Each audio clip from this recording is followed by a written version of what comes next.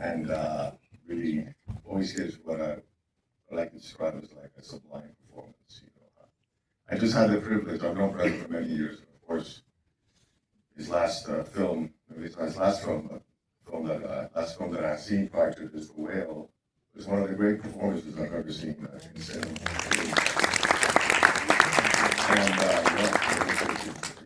And I just had the privilege of working on a movie that I wrote and directed. We played opposite each other, both Diamond, and it's such a great joy when you work with someone that you admire so much, and you see his, sort of like how present he is and how spontaneous he is and how he lives inside these characters, from take to take.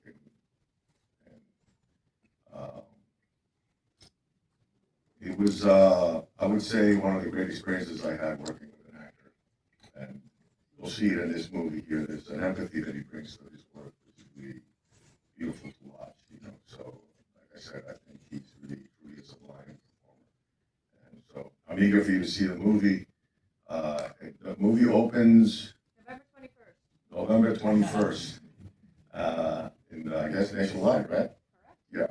And for me, it's a great privilege to be here, to be asked to come here and introduce the film on behalf of Brendan. You'll be here afterwards for a Q&A at 12:30. Unfortunately, I won't be here because I have grandkid duties, and they trump everything. When you see them across the hall and they see you and they go, Papa, and they come running to you and you go, okay, it's all over. So enjoy the show. Thanks for coming out early in this morning. And like I said, it's a privilege here to introduce a movie and support the exquisite Mr. Brendan Fraser. Thank you very much.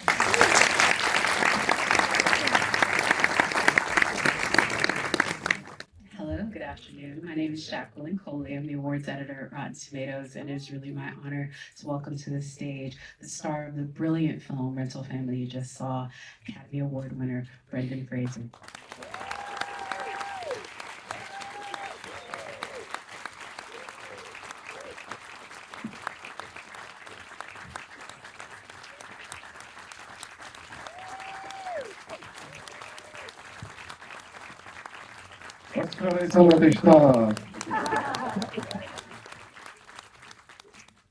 I know everyone's kind of still drying tears, so I'm going to try and honor that moment for all of you. But I would love, Brendan, if you could talk about this journey, because I know it began typically, as great movies do, maybe an email, maybe a call, but the best way that they start is long conversations with new friends.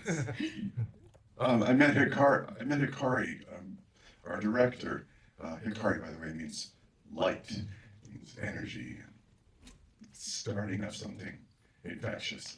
And she is her namesake.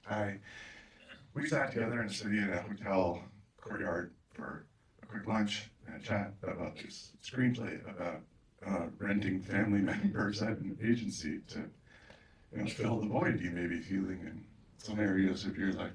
And that conversation continued for about 6 hours until we were poring over the books in the hotel library, looking up places that I'd been to in Japan previously, architects I admired. She was showing me a lot of stuff. Anyway, we had a lot to talk about, and it wasn't always about the movie. So I realized very quickly, as I'm sure she did too, that our collaboration would be really, very, very good. So we took it from there. I think this is such an interesting follow-up to your brilliant performance in The Whale, which of course won you the Academy Award. Because it's another one about connection and about loneliness and about found family, and it doesn't work unless you put a brilliant cast of incredible actors around you. And so I'd love for you to talk about that, because so many of them are maybe not faces familiar to an American audience, but they're just absolutely incredible. Akira Emoto-san is really a treasure in the field in Japan. See, to me, he's the Japanese Ian McKellen. He has his own theater, by the way, and he lives in an apartment above his own theater, Black Box. He performs every morning between 8 and 9 a.m. for free. People come and watch him do something, a monologue, or the morning that I went, he was just reading aloud from heightened Japanese text of, it's like a shopping list from a Shogun's dynasty of like bales of hay, number of swords, peasants who were revolting, you know, like, and it was fascinating. Of course, I didn't understand much of it, but I thought it was funny because the people I were with were Japanese, and they were laughing and asked, "What's he saying?" They're like, "We don't know." It was like hearing him say it. I mean, the guy couldn't read a phone book to you, you'd be happy, right? Yeah, that's Akira-san. Mari Yamamoto is, she played Aiko. You've seen her in a few things. She's worked with Takehiro Hira, who played Tada, the rental agency owner. And there's another actress, he goes by Bun. He was the one who was always worried that he was going to lose it and puke. He just makes me laugh every time. And let's not overlook newcomer, young Shannon Gorman. Wow, is what I always think. I mean, you saw it first here, folks. That's what I gotta say. I mean, this kid is just the genuine. First thing, right? She never acted before. She's not all of 9 years old on screen. Look at everyone I like, know. wow. She's 11 now. She came to the premiere and she'd grown like half a foot. I was like, I put a brick on your head, young lady. You took it off. She has great parents. Her dad's Irish, her mom's Japanese. She has an intuitive, gifted emotional bandwidth that comes, I know as she did describe in, you know, her own kid-like way, and in early rehearsal, that she felt caught between worlds because she'd had instances of bullying at school, and she'd heard adults assuming that she didn't speak Japanese, although she was born in Japan, because she wasn't, to their eyes, Japanese looking enough. So it was hurtful to her, and she understood something on a level about wanting to belong and lost. And it came down to really just getting her to hit the mark, and we stopped rehearsing because we didn't want to, you know, play your game in the locker room, as it were, you know, and just point the camera at her. She's fantastic. She was often reminded me what mine lines were. I mean, it's truth. And I was genuinely frightened when she did the pinky swear. Terrifying. No, that much talent in such a young being too is also similarly terrifying.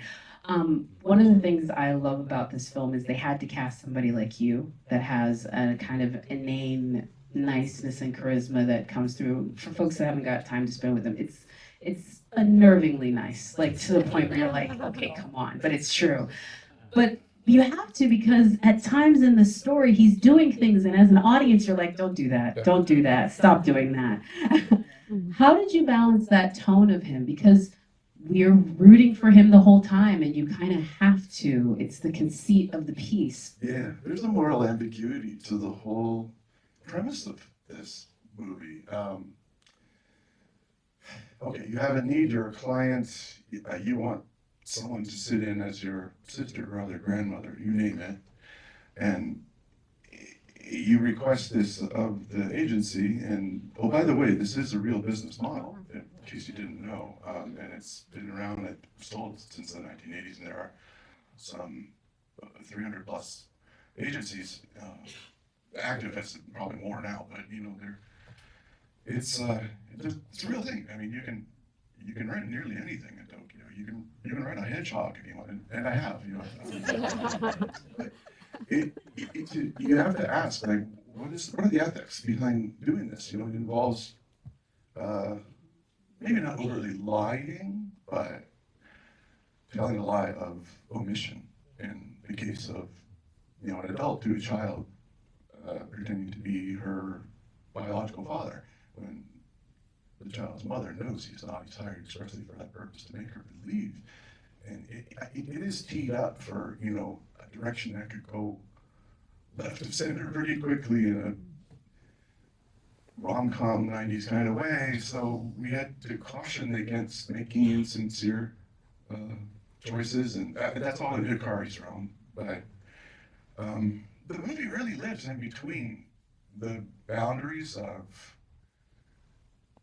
pretend, make believe, surrogacy, and the reality of people's lives. And what happens in between with its crinkles and sharp edges and blurriness, and that's where Hikari's talent comes in.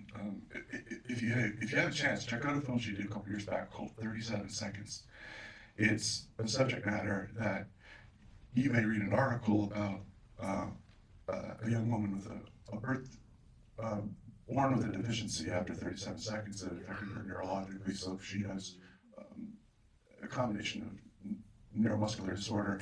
Anyway, she's grown up to be a young woman, and she wants to be a young woman. She wants to experience life as much as she can, but she's been so guarded against making adult choices. She wants to have a sex life. She wants to know what love is. She wants to know what, but her mother cautioned her against that. And so the movie lives in between, that very noble human need and instinct, and then, the controlling one of her family to protect her at all costs. And relinquishing that and finding the middle ground is what Hikari does so well.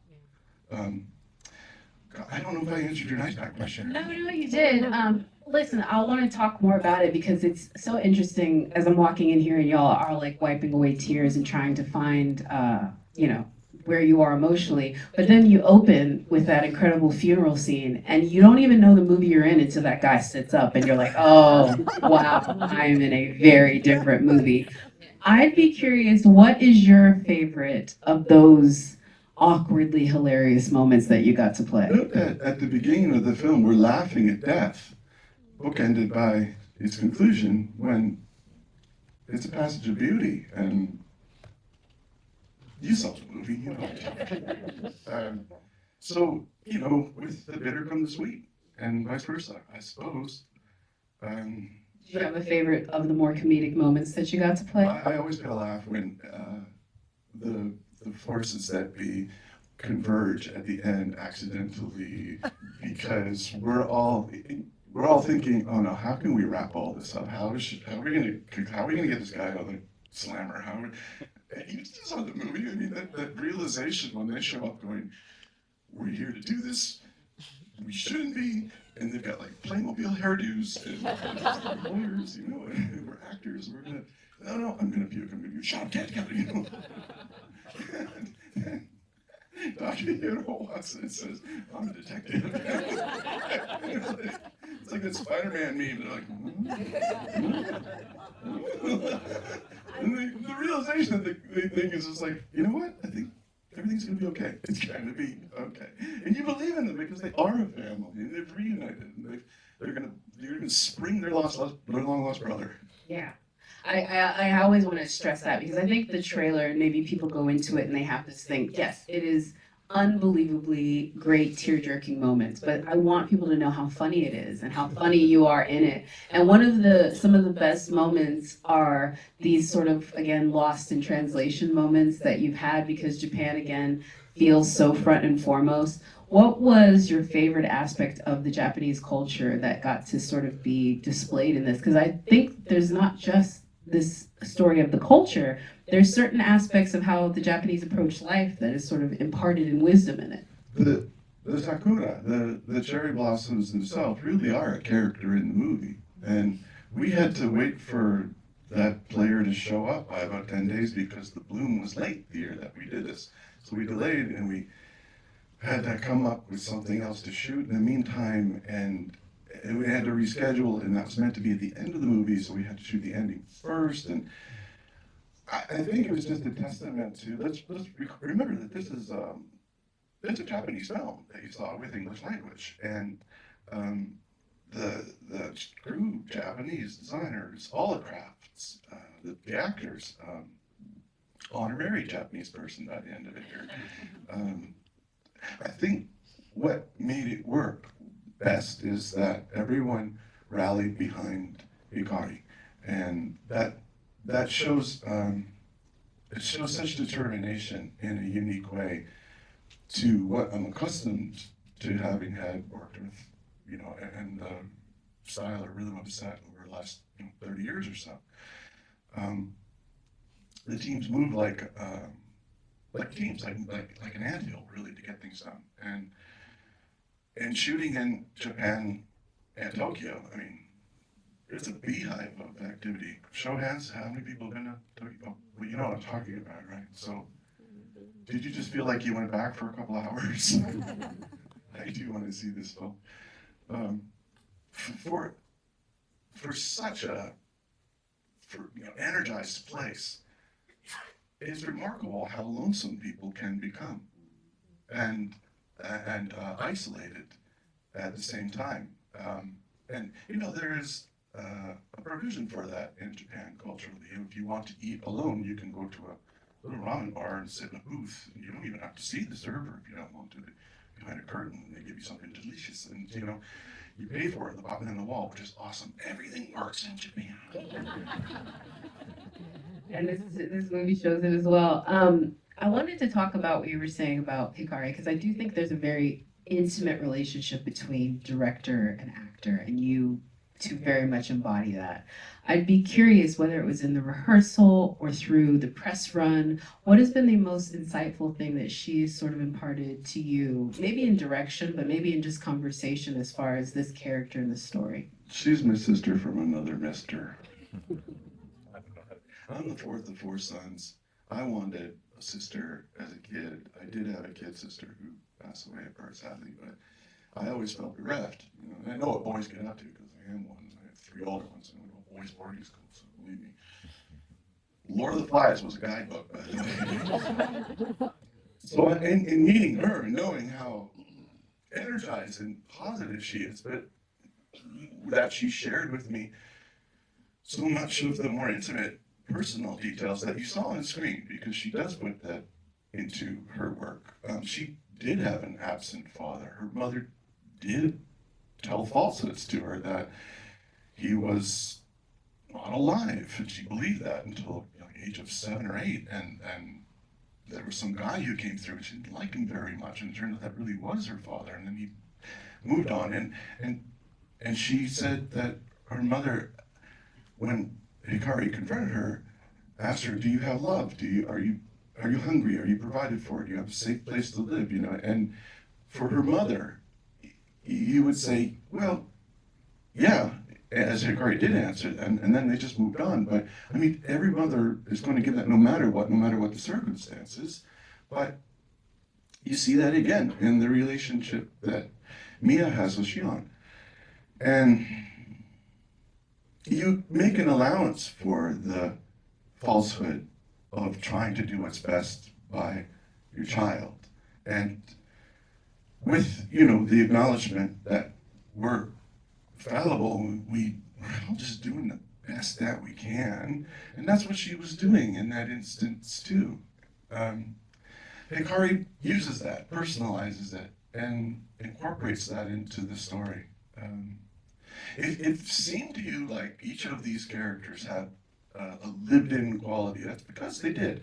She shot enough story, actually, and maybe months from now, good fortune, we'll be seeing extra scenes on some platform, or I don't know, Easter eggy thing, whatever, YouTube. But I mean, you'll see that there is an entire backstory with Aiko, who was an actress, and she was confronted by Japanese producers in her acting career in an awful way, and it broke her heart and sent her into this rental family agency in an effort really to try and save the people and reckon with her own demons at the same time, which she does. And Tada has a family of his own. He has a strained relationship with his 13-year-old son, so you don't know this, but when you know the gravity of it, when you see that sort of Sixth Sense moment when his family, he says, "No, take it again," and that sense, goosebumps and up your spine, because it just seems so simple but so true and earned.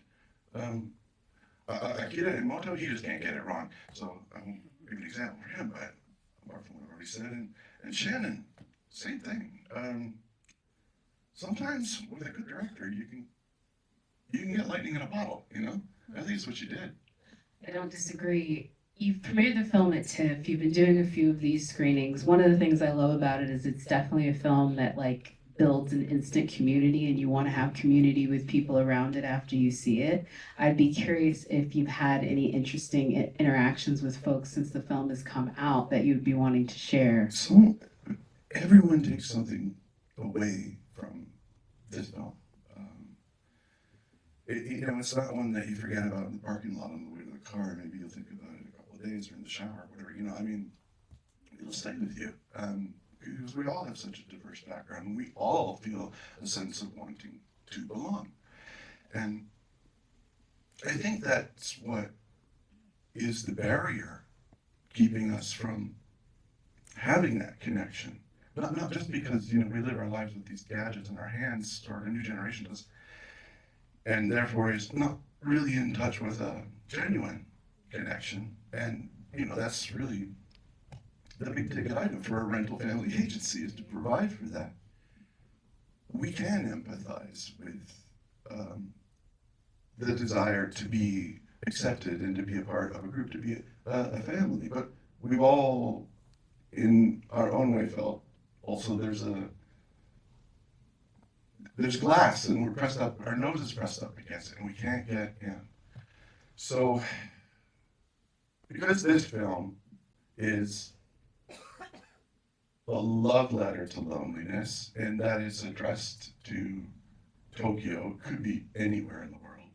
And you saw the cinematography, it's gorgeous, it's sealed with a kiss by Hikari. It's been penned in cherry blossom pink ink. I know I'm being a poet this afternoon, but I feel strongly about this because it's going to have a meaning that's diverse to no matter who sees it. And I think that's really the magic of it. And I'm lucky to be a part of it. I also want them to meet Hikari too. She has this whimsical nature to her that's like so infectious. And so when he says the cherry blossom ink, I'm like, yes, this is so true. I also want to talk about you because a lot of folks in this audience are people working in the industry. It's a very difficult and challenging time in the industry, probably more so than we've ever seen. But you seem to be somebody who still approaches it with such a zeal and a verve. And so I'm not saying that I'm going to make you impart some wisdom, but you've been doing it already. So if you had any to give folks right now as you sort of navigate this new section of your career, what would you have them as someone who's been in the business for 3 decades? I've always felt like if it was easy, everybody would be doing it, no matter what your job is in the biz. And advice that I was given early on was, you want to be an actor? Yeah, I do. I want to tell stories and be in front of people. And okay, well, why? What are you going to do? How are you going to get that? And you cite reasons and how can I, how will I? And the best advice for that, because you will always be met with obstacles, challenges, is to have courage. That doesn't just mean be brave, because being brave is, putting on a front. To have courage means that you acknowledge the obstacle, the foe, whatever it is, and respect it. But find a way around it. Even if you don't make friends with it, find a way around it. And to do that, you have to have courage. And one more thing, and then I'll scram. But it's important and to approach the work or days or each scene or whatever you're doing as if it's the first time you've ever done it, and as if it will be the last time you ever will. And that's something that I learned personally. We all did. In the previous 6 years, 4 of those previous 6 years, when we were all ensconced at home, we were in an existential threat of our own. Like, will there be a tomorrow?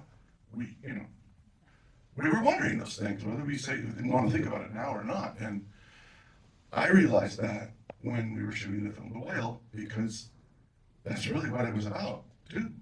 And we felt that urgency. We may never be asked or able to do this job again. So give it everything you got.